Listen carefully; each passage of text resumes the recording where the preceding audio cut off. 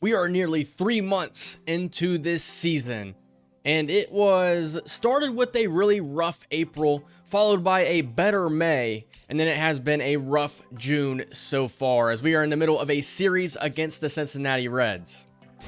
But the emphasis of the beginning of this episode is I wanted to take a look at top prospects, Leodalis DeVries, and catching prospect Ethan Salas. I'm excited about both of these guys. We're seeing more development out of DeVries so far. Ethan Salas is seeing his contact versus lefties go down and his vision go down a little bit, but I expect that will probably go back up with some time. He's still 18 years old, extremely young, and extremely well-rounded behind the plate. Has the speed, just needs to really develop that bat. As far as DeVries goes, I think that he is really good defensively and he has really good speed as well. I think he's another one of those players that has to develop his bat, but at 18 years old as well, they have plenty of time to do so.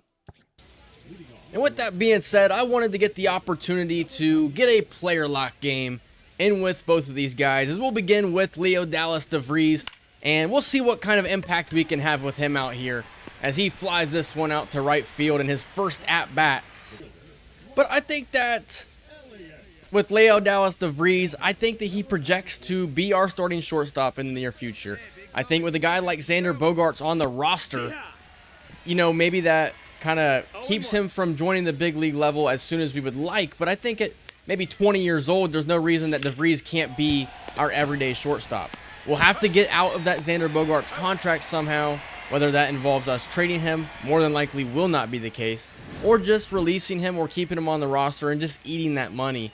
I want to be able to put together a team that's going to be able to compete, and I don't see us really competing with a guy like Xander Bogaerts here 2-3 years from now. I think that it would be DeVries who would be the guy that's leading that shortstop position and is one of the young, exciting players on this team. We're going to get a look at his fielding here, as he is going to field the double play ball and throw it to first for a double play. So DeVries is a plus fielder. I think at the plate he needs to get a little bit of development going. He's a switch hitting guy, so he hits from both sides of the plate. Here in this game, you're seeing him hit from the right side of the plate with the lefty James Gonzalez on the mound. But I think that if he can figure the bat out, get some pop in his bat, I think that he's going to be a very exciting prospect. As we watch this one get crushed to left field, it's my first home run in the game, and it's Leodalis DeVries. 106 miles per hour off the bat, and how fitting is that? When I was thinking about what team did I want to start a franchise with? It was a tough decision, but guys like Leodalis DeVries and Ethan Salas were two of the main reasons that I chose them, because I'm super excited to get DeVries to the big league level. Take number 94 off of him. That just looks hideous. But from the right side of the plate, he turns on the fastball and gets the 7th home run of the season for himself. I was kind of worried of how this episode would go with, showing some player lock gameplay, if I was going to be able to get enough clips. Well, I think we've gotten plenty of clips with DeVries here. I think that he has a ton of potential to be one of the better shortstops in baseball here in the near future if he's able to really develop that bat. As here is a slider that he turns on, and this slider is going to be hit well, and it's going to fall at the warning track. DeVries with a double. He's going for third, and he's thrown out. We're trailing 5-1. It's a double-A game. Of course, I'm going to try for 3 on that play. Probably should have just stayed at 2, but it's another extra base hit for DeVries, his 2nd of the game. So here's DeVries in the field here, as he's going to field this one moving to his left. And I think that the fielding is not far away from being where we want it to be as far as big league level goes. I've mentioned it a couple of times now, but I think that his fielding is in a really good spot early in his career, along with Ethan Salas, who we'll get to in a second.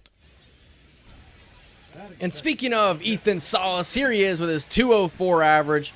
He also has 6 home runs heading into this game right here, but has struggled a little bit at the plate. Same thing with Ethan Salas. I think at the moment we take a look at his attributes, defensively, he is really good, and I think he's going to get so much better. At the plate is where you're kind of running into a little bit more concern. He struggles to hit lefties, pretty solid against right-handed pitching, but these are things that you expect to develop. He's only 18 years old, 66 overall, and he projects to be a high 80s player, maybe even peeking into the 90s a little bit in the future. I don't think that I'm going to worry about his bat quite yet. You know, maybe if he was 22 years old, maybe I'd be a little bit worried. As he gets the chance here with a runner on first base, we'll see if he receives the same type of pitching that Leo Dallas DeVries received, because if he does, I predict Ethan Salas to hit a home run as well. And here's the perfect count to do it, 3-0, as the pitcher has kind of fallen behind in this at-bat. We're going to give him the green light, and he's just late on the fastball. As Ethan Salas is going to draw a walk in his first at-bat of the day. So 2 runners aboard for the Missions. Ethan Salas is another one of those guys that's in desperate need of a number change as well, wearing number 90, which is just ridiculous. As he's got an opportunity here at the plate. I don't know how this works right here. Throw it home. And the tag from Salas is perfect. Ethan Salas behind the plate, I think, is going to be really good. Could be one of the best defensive catchers in baseball. If the bat develops, I think we got a dynamic duo. Let's look at the sky. Beautiful sky here in San Antonio, and that's the pitch to hit. Facing Treadwell on the mound, and there's another good pitch to hit, and this one's going to be grounded to third for the putout. Of course, Ethan Salas was somebody who had a lot of high expectations from the day that they signed him from the international free agent pool. And I think that he could definitely meet them. I think that he gets similar treatment to what we've seen out of Jason Dominguez for the Yankees. You know, somebody that was really young and was getting a lot of attention, especially in this Padres system that's had guys like Fernando Tatis come through. They love these young guys to eventually come up and be superstars.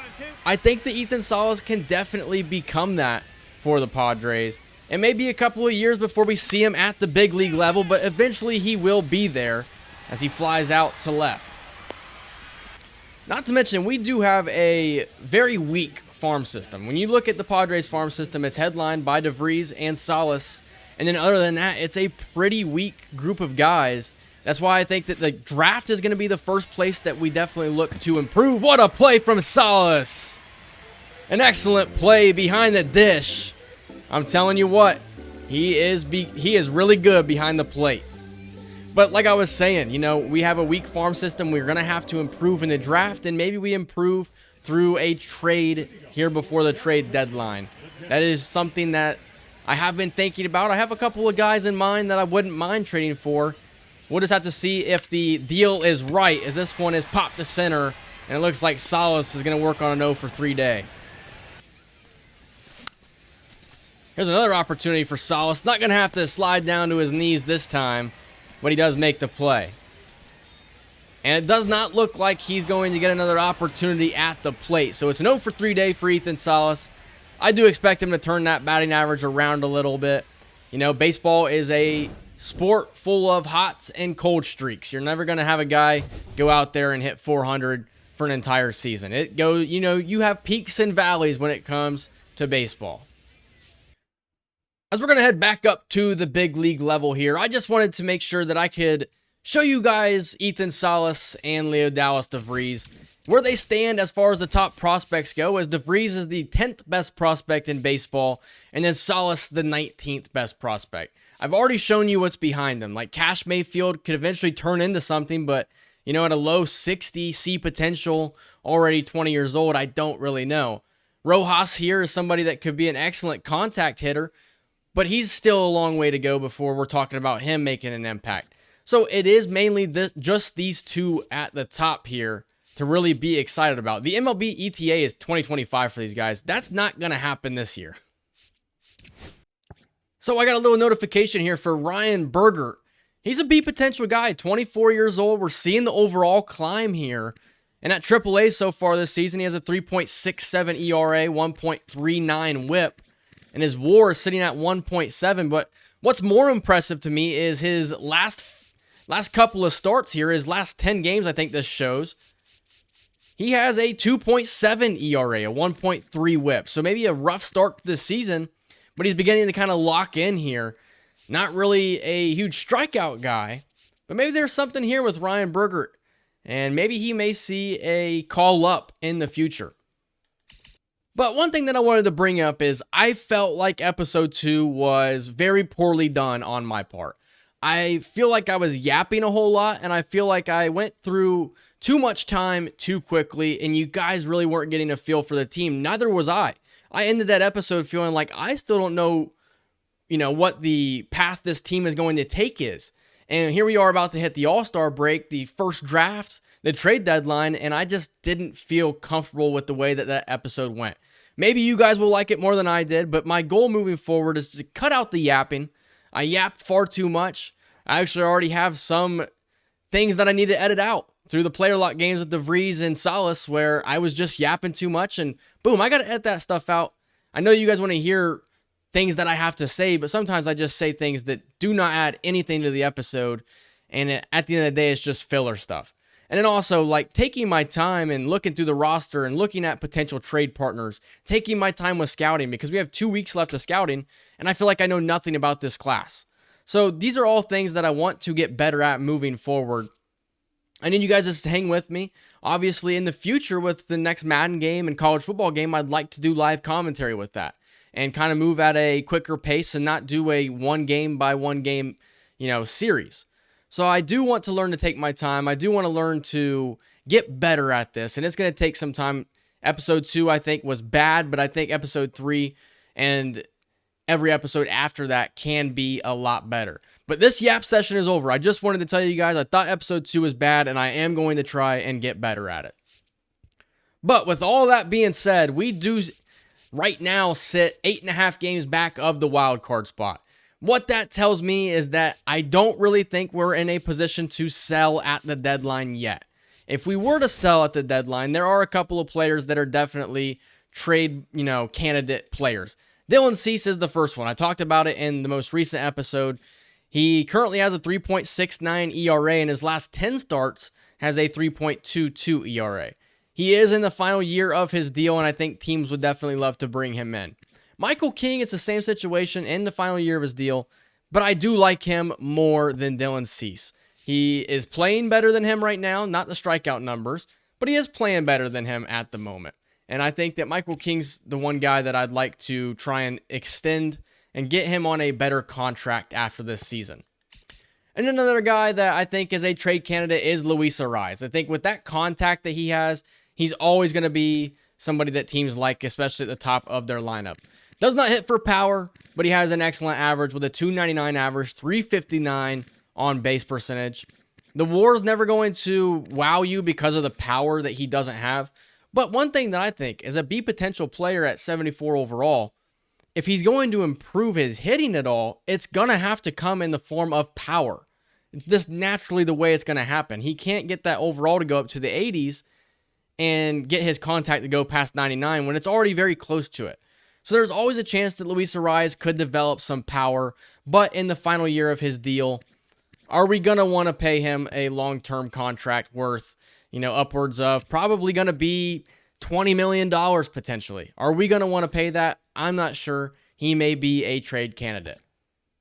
As far as players that I'm interested in trying to trade for, I can talk about them a little bit, but I think that for the most part, it's just probably not going to happen. But the first guy that I'm interested in is Drew Gilbert, a center fielder for the Mets. We're seeing progression out of him, and we're seeing the ability to hit right-handed pitching go up big time.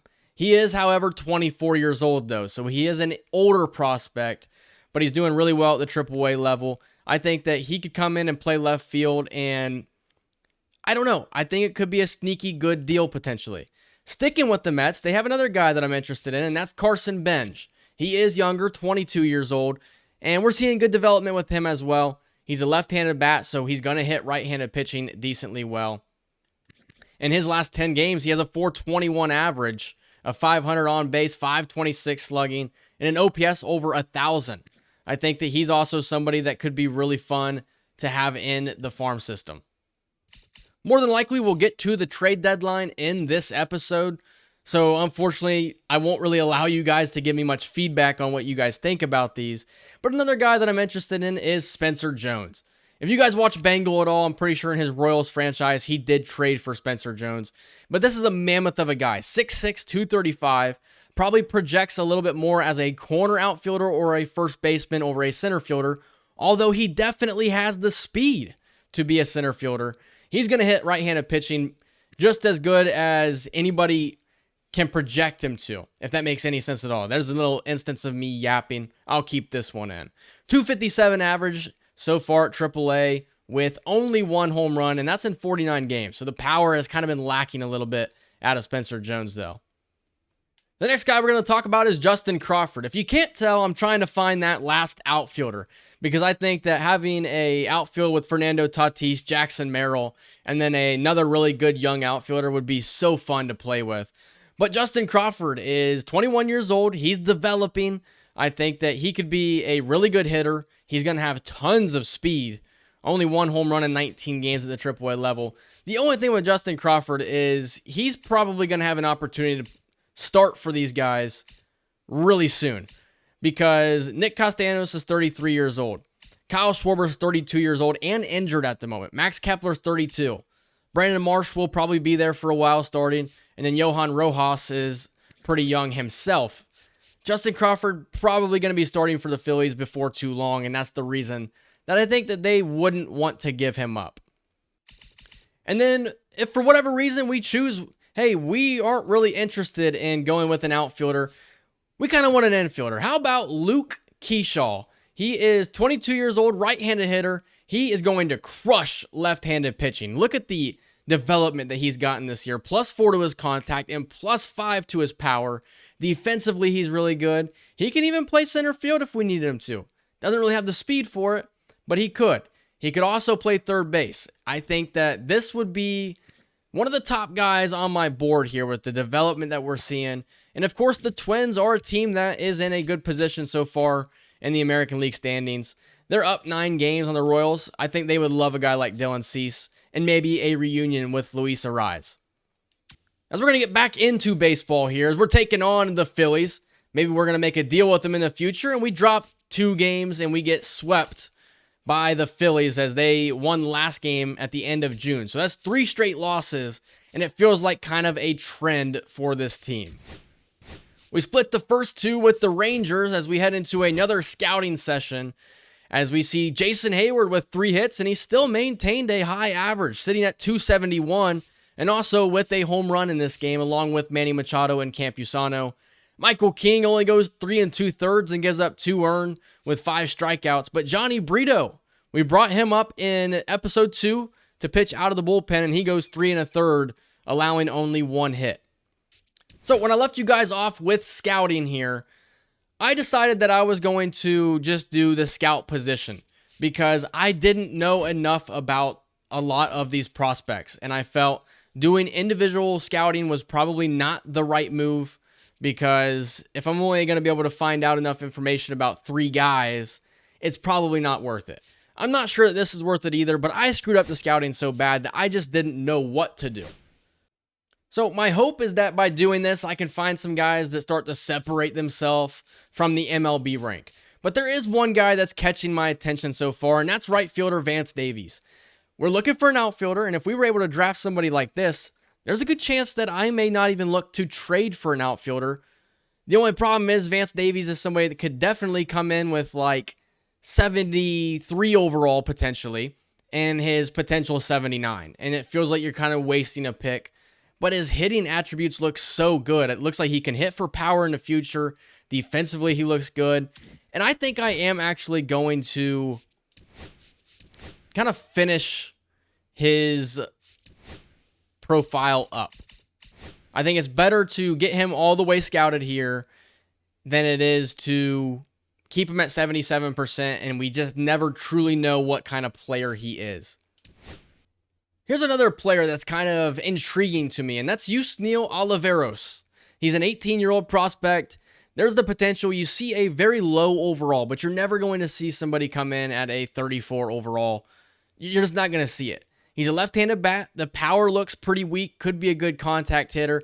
I think that it's worth trying to figure out a little bit more about Yusniel Oliveros. And then to wrap up the scouting profiles here. How about Geraldo Cedeno?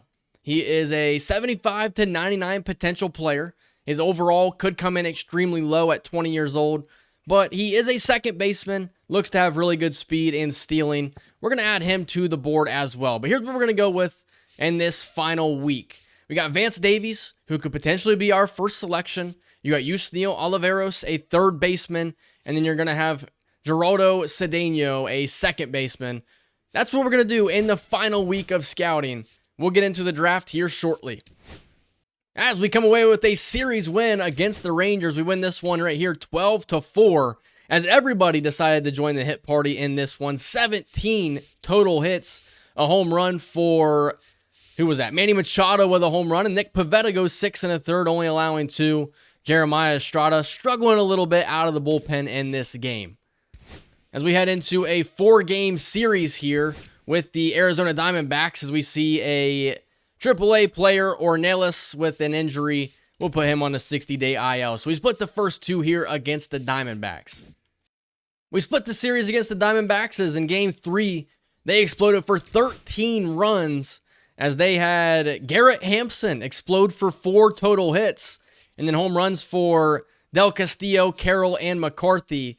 And looking at the pitching, who gave up the struggling performance? It was Dylan Cease, who may not even have any trade value because of the way that he struggled so far this season. Jeremiah Estrada bounces back with 2 scoreless innings, but Wandy Peralta and Johnny Brito did not look good. As it is draft time, it is the 2025 first-year player draft. We're going to go through here. We're going to add prospects to our board. If there's anybody that I know is super intriguing, of course, we've talked about the starting pitchers. You know, there's plenty of them to choose from. I think that more than likely with that third selection, one of these guys should be here. But something to take note is we don't have a second selection. So we go from the 25th pick to the 101st or 102nd pick. So that is something to think about. I'm going to fill out this draft queue here. Then we'll talk about the players that I've added. And then we'll get into the action. So going through the draft queue here, somebody that I've added is Jeffrey Dark. I guess that's Joffrey from Game of Thrones maybe. But something that really intrigues me is we know that his overall is going to be 60 to 65, which isn't bad for a prospect. And his potential is going to be an automatic B, which is also not bad. I think that the stamina looks good. The velocity looks good. Hits per 9 is a little down, along with home runs per 9, which could be concerning. But he's definitely somebody that intrigues me. And if, worst case scenario, all of our top guys go off the board, I think that Joffrey Dark is somebody that I would definitely be interested in. Yusniel Oliveros is another guy that I am really interested in at the moment. At 18 years old, we could afford for his overall to be a little bit lower. We know that the potential is probably going to be more around B, potentially even A. We know that the power is going to be kind of something that's missing in his game at first. Going to be more of a speed contact type of player, but he does interest me as well. Another guy that interests me is Giancarlo Machado. He could play second and third, not the younger brother of Manny Machado, but he was somebody that we discovered. The defense looks really good. The athleticism looks really good. The bat would need some time to develop. He's probably going to be a low B overall potential, and I think his starting overall could be probably high 60s. I think that Giancarlo Machado is somebody that I could consider taking with our second selection. And then, of course, these top pitchers here, Carlos Guevara, Damian Goldie, and Santiago Montes. These are 3 guys here that could definitely be our first selections. I think that Damian Goldie would be my favorite because of his high potential, and I think that he would have the highest starting overall at 20 years old, could make it to the bigs in a pretty quick time. But the guy that I really like is Vance Davies. I think that his potential is probably going to be probably 80 right on the dot, and I think his starting overall could come in at like 70. And I think by age 20, I think Vance Davies could definitely be up at the big league level. And I think that he has the potential to have a really good bat on him. But I've set my queue. I am ready to start the draft. Of course, we have some time to wait before we can even consider taking somebody, as we don't pick until 25th. As it looks right now, we'll probably be picking in the top 15 in next year's draft if we continue to struggle the way we are. But the first pick in the draft is going to be Samuel Escobar, a starting pitcher that we did scout, 21 years old. He looks like he's going to be really good. Second pick in the draft here is going to be Carlos Guevara, and he's going to the Angels, my previous franchise team. So that takes one guy off of the board that we were interested in. I think Guevara could be really, really good. And then finally, the third pick here in the draft is going to be Won-Young Ye. He is a right fielder that we didn't scout, but I wish that we had a top 5 selection because I was looking at his profile after I recorded episode 2, and I think that he could be really good. At 21 years old, it will not be long before he's up at the bigs. All right, so the top 3 guys are gone. We have 21 more picks to go until we get to us. I will let you guys know if anybody falls off the board that we're interested in. Enrique Rodriguez was somebody that we had scouted, but wasn't somebody that was particularly on our radar. So it took until pick 10 for the number 1 player on the MLB draft board and our draft board, Giancarlo Nieves, to get drafted. So there's always hope, you know, that when you... I mean, this guy looks so good. It's unbelievable. How did he not get taken with the number 1 pick? As we see Damian Goldie get taken off the board, that's unfortunate because I think that he probably would have been our selection in this situation. He's going to Texas to play with the Rangers. I also think it's pretty interesting seeing as how the White Sox were the worst team in baseball. They got unlucky with the 10th pick in the draft, but they're still able to come away with what looks like the best player in the draft. I can't wait to see what his overall to begin with is and his potential is. I think that he could be 90s potential and his starting overall high 70s. He looks so good. Johnny Ramirez was another outfielder that I was kind of intrigued with. He gets taken here by the Twins. His offense just doesn't look good enough. His defense looks really good. His speed looks good. But I was looking for somebody with a little bit more upside at the plate. As we are on the board now, as we saw Santiago Montes get taken off the board right before our selection. So that leaves us with a couple of guys that I'm interested in. And I really think it's between Kelvin Morris and Vance Davies. If we want that outfielder, I think that Vance Davies is the guy to definitely take. I think if we want good starting pitching, though, Kelvin Morris looks really good. His walks per 9 in the future looks good. His control looks good. And his hits per 9 looks good. But if you guys watch the Angels franchise, he reminds me a lot of Fernando Guillen. He's not somebody that has a bunch of velocity. And I don't know if that's what I'm looking for here on this team. You got some guys down the board that are like Bill Frydenberg. We were able to discover this guy. And then you got Ken Voss and Paul Schnell. These are guys that we could take down the board. Randall Irving was somebody that I also was thinking about for a brief second, but I think he probably lands more in that 70s potential, and I'm not really looking for that. And then Yusniel Oliveros is another guy here. The lack of power is what scares me with Yusniel Oliveros. I think that the guy that I want to take is somebody who sits more around where he's expected to go, and he comes in higher on our board. The arm strength, the arm talent looks really good. The speed looks really good, and the hitting looks like it could be really good. If he comes in as a 79 potential, for example, that's not terrible. And he comes in at a 70 overall, that's not terrible. That allows him to maybe come in, maybe he wins Rookie of the Year. And I think Vance Davies offers the most upside and offers us somebody to play with very soon into the series. So that is the pick. Vance Davies has been selected wearing the digital camo. He's the 25th pick in the draft. He's a right-handed hitter. I think that he could be really fun to play with. He offers that corner outfield spot that I'm looking for. Would probably end up moving him to left. But I'm excited to see what his ratings are looking like. And with that being said, I think that we can go ahead and simulate to our next pick. I'm not going to sit here and look through, 100 and some picks before we get to our pick again. I'm going to go ahead and advance to our next selection.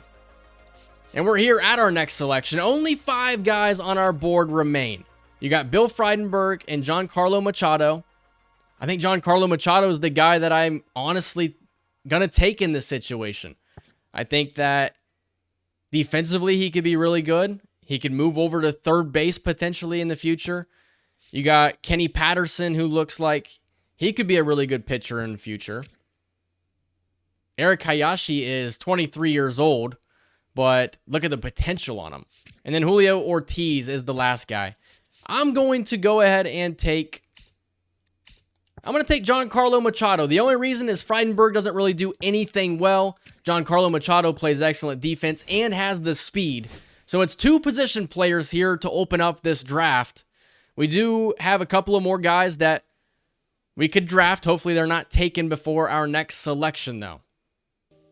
And Bill Frydenberg is still here, along with Eric Hayashi and Julio Ortiz. I think at this point, you're just kind of going based off of what skill set you like the most. Julio Ortiz has a 5-pitch mix, has some velocity on him.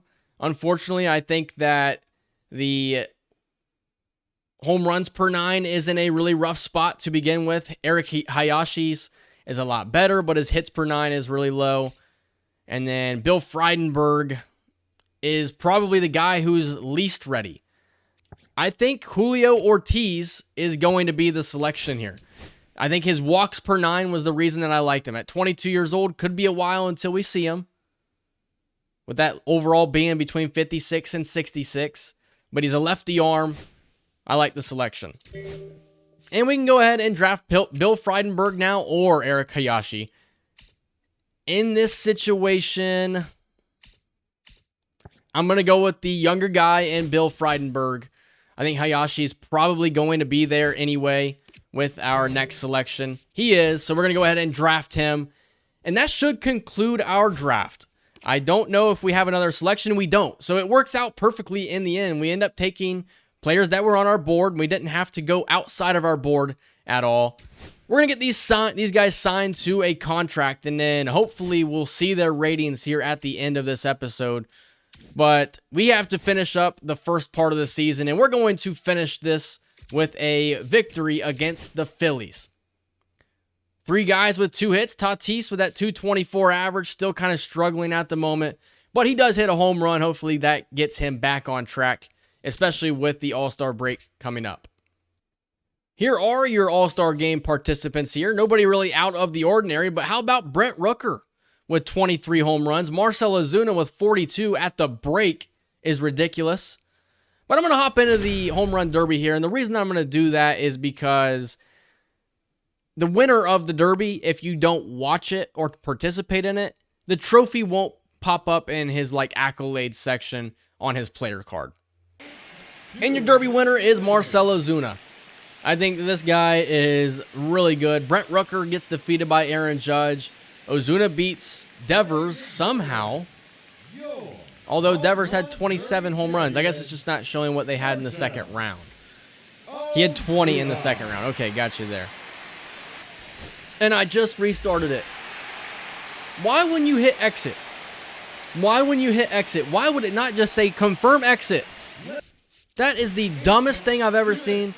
I was wrong. Marcell Ozuna gets caught with PEDs, and actually Aaron Judge wins it. That's the dumbest thing I've ever seen. I'm not going to restart it again in hopes that Ozuna would win. That's so dumb. So we're here at the All-Star game. It looks like we have nobody on the mound that will get an opportunity here. And I can't seem to find who our All-Star is anyway. Unless I'm just missing something. I literally don't know who our All-Star is.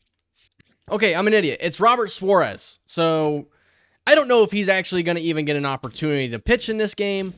But we didn't have anybody make it. A pretty unfortunate showing here. I don't think you can actually go through and see who actually made it until after the All-Star game, which is pretty dumb. So I'm going to go ahead and I'm just going to simulate this because I don't really care too much to get an inning with a relief pitcher in the All-Star game. All right, here is the first day to go ahead and sign draft picks. We know how this works. We've done it for a couple of years now.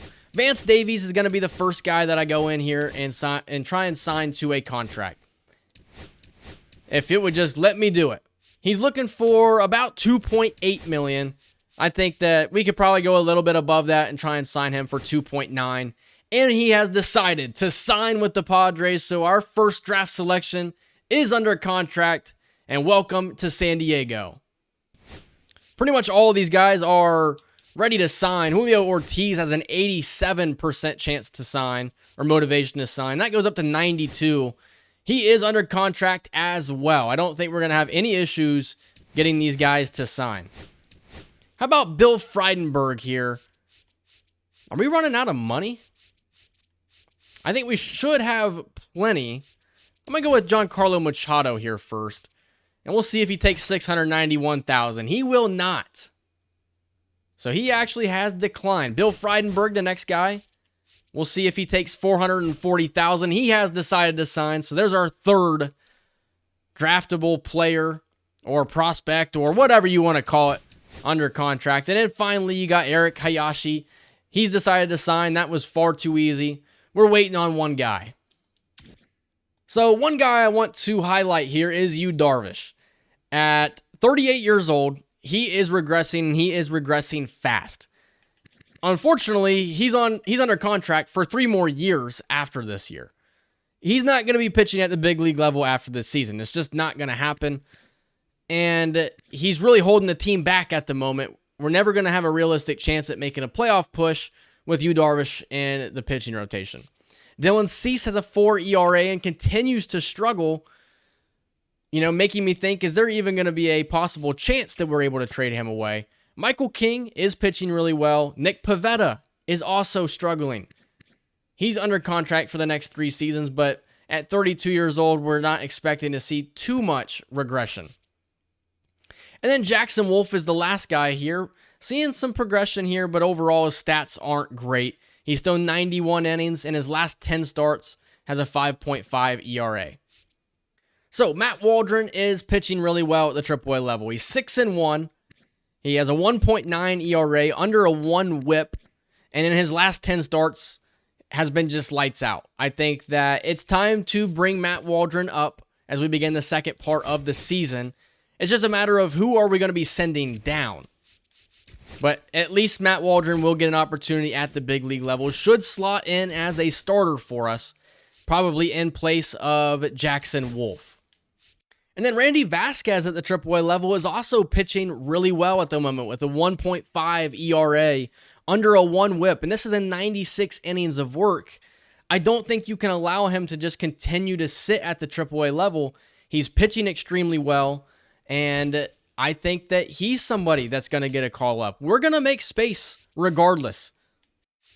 And then looking at the bullpen, we are seeing guys like Jason Adam really struggle. And then we're seeing Adrian Morejon really struggle as well. These are guys that I definitely think could use some work down at the AAA level.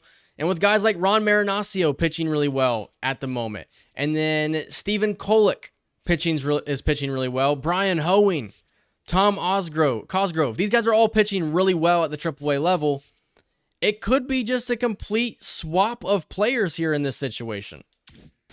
So we're going to begin by sending Jeremiah Estrada down to the AAA level. And then we'll begin by calling Ron Marinaccio back up to the big league level. Adrian Morejon is the next guy that we're going to be sending down. Never mind, you can't send him down because, what did it say? Adrian Morejon has at least 5 years of service time and must consent to be an option to the minors. You will have to designate them for assignment. At 26 years old, that means he was called up very early in his career. In his last couple of games, he's really struggled out of the pen. Last year, he was really good for us, though, in 63 innings. The whip was kind of high, though. In this situation with Morejon, I'm going to stick it out with him because I don't want to lose a 26-year-old 73 overall pitcher. So with that being said, Wandy Peralta will be the next guy that we send to the AAA level. And as a matter of fact, we are just going to DFA him. And in his place, we'll call up Tom Cosgrove, who's been really good so far this season. So I know that we had brought up Johnny Brito, and he was pitching well for a little bit of time. He's going to go back down to the AAA level here in this spot. And I think Jackson Wolf had been playing pretty well at the big league level for the most part, but we're going to send him back down to the AAA level. So now that we can go through here and look at our rotation, Randy Vasquez is going to get an opportunity to start. Along with Matt Waldron, Nick Pivetta will stick him there in the starting job, even though he has struggled. And then I'm going to go ahead and stick Yu Darvish in the setup role and see if we can find a little bit of success with him there. So the only changes that I'll be making to the lineup side of things is Joshua Mears will get the call up to the AAA level with 11 home runs so far. He's been really good. And then Forrest Wall is going to get added to the 40-man roster here, and he's going to get promoted to the big league level. I think the reason that I'm going to do this right here is because Nico Goodrum got the call up, and I just don't think that he has been good enough for us. He's been playing in the outfield for the injured Jackson Merrill. We're going to go ahead and release him. It's $600,000 that we're going to have to eat, but I think overall it should make us a little better. But that was a little bit of housekeeping right there. Hopefully I wasn't yapping too much, and hopefully, I was able to get through that in relatively quick fashion, and it all makes sense to you guys. I think in real time, when you guys are watching this, it may have been like a minute. Nothing would have passed. I'm just yapping again. Bear with me, guys. As we're back into baseball here, as it is the top of the 8th, it's 3-2. We have 2 runners in scoring position. I haven't gotten any gameplay action yet. Let's get some here. Jake Cronenworth here, batting 9 today, 274 average on the season. Doesn't do as well against left-handed pitching. And with only 1 out, we do have an opportunity here as Cronenworth swings through the sinker. As Cronenworth's going to pop this one up to left field. And this should score a run potentially. Here comes the throw in, and it is not going to be in time at all. And Cronenworth with an RBI to tie this game up. As we go top 10 now, Derek Law on the mound. 2 runners in scoring position, only 1 out. Cronenworth has a chance to give us the lead. As you got to expect that clutch rating to go up here in the future. A 343 average with runners in scoring position. And he falls behind in the count 0-2 to Derek Law. Here's the 1-2 to Cronenworth, and he fouls away the sinker somehow. Okay, I guess he's always been batting second. When I read the 9, that's because his number is 9. That doesn't mean he was batting 9th. Here's the 1-2 from Law, and it's inside. Here's the 2-2 to Cronenworth, and he watches it outside for ball 3. He's battled back in the count, and it is a full count. Here's the 3-2. Cronenworth hits this one to center field. It should be enough. The runner will tag up from third. Here comes the throw to the plate, and it's offline. The Padres have the lead. And unfortunately, the Nationals do walk us off and win the game. It's been that kind of season here for the Padres. It's Robert Suarez who gives up the game-winning run. And he's also injured after that game. We'll go ahead and keep him active. Hopefully they don't pitch him. Okay, bottom 9 with Yu Darvish getting a little bit of action on the mound late in the game. And I did take a quick brief look over there to the left before that. If not, rewind it. But Luis Arraez is 5 for 5. And we'll see how Yu Darvish performs here in what could be considered maybe a new role for him on, as a part of this team. Maybe he's a bullpen guy in the last couple of years of his deal.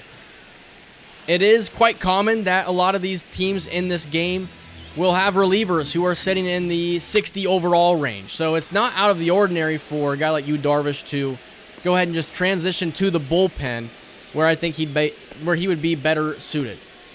But now just 1 out away from winning this game, but it's James Wood to the plate here.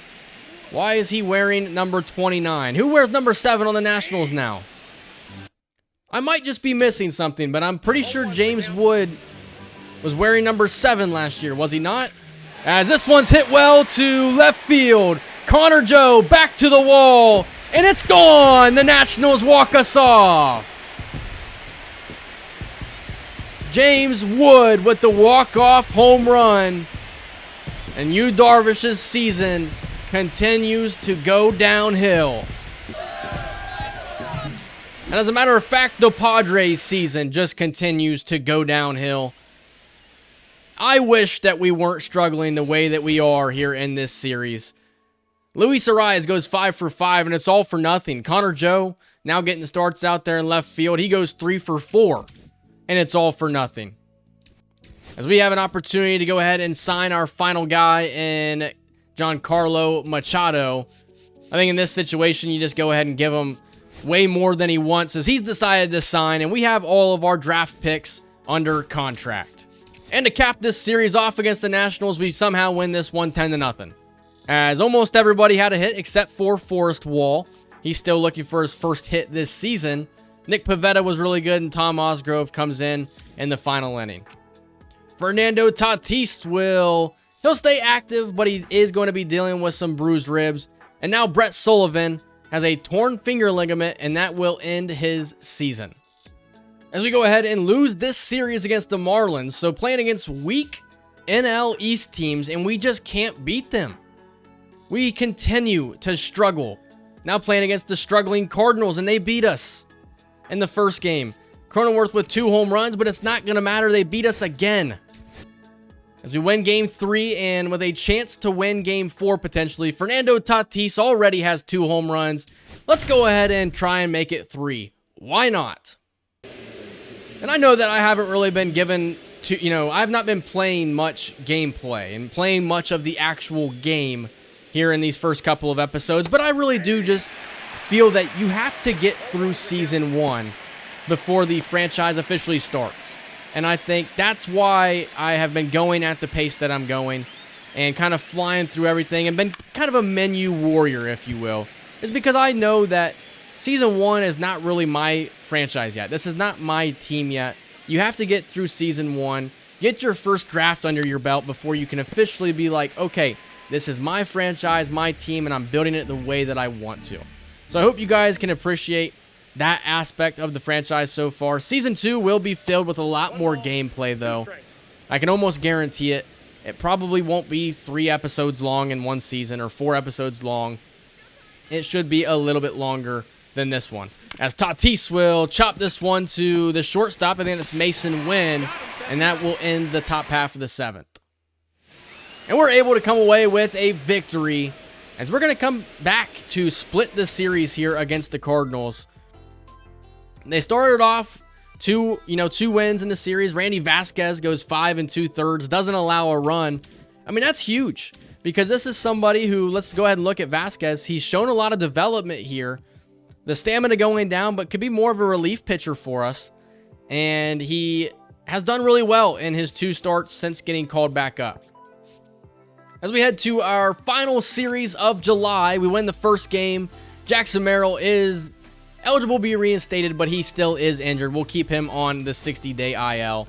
We win the first game against the Mets. We drop the second as Jason Campbell gets injured. And today is the trade deadline. We come away with a 12-9 victory here in this one. Everybody with a base hit, but Luis Arraez and Xander Bogaerts with 3 of them.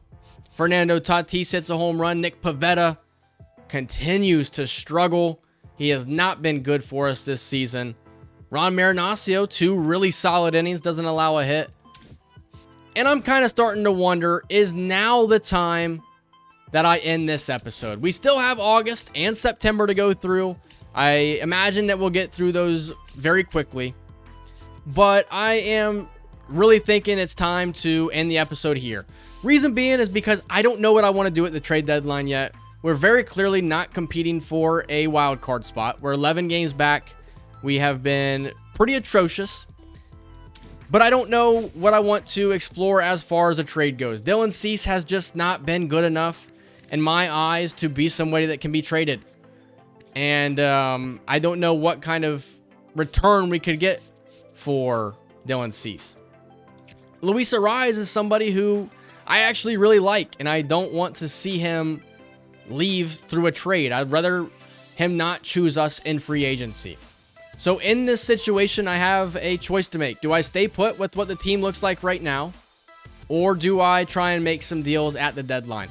That's where I need you guys to make a decision for me. I am going to end the episode off right here. The next episode will be a trade deadline episode, and then it will probably be the end of Season 1 as well. So we'll probably end Season 1 with potentially a trade, maybe not a trade. We'll look at our draft picks and see how well they are. I wanted to do it here, but I want to do this in an appropriate fashion. I want to take the time to go through some of these guys by myself and see if there is a possible trade I could work out. I don't want to rush it. I want to go through this in a smart and thoughtful way. I need your guys' help as well. So in the comments below, Let me know what you guys think we should do at the deadline. We continue to struggle. It has not been a great season for us. And I hope to see you guys' feedback, and I hope to see you guys in the next episode. That's going to do it. Hope you guys enjoyed it. If you did, leave a like, comment, subscribe, and I will see you guys in the next one. See ya.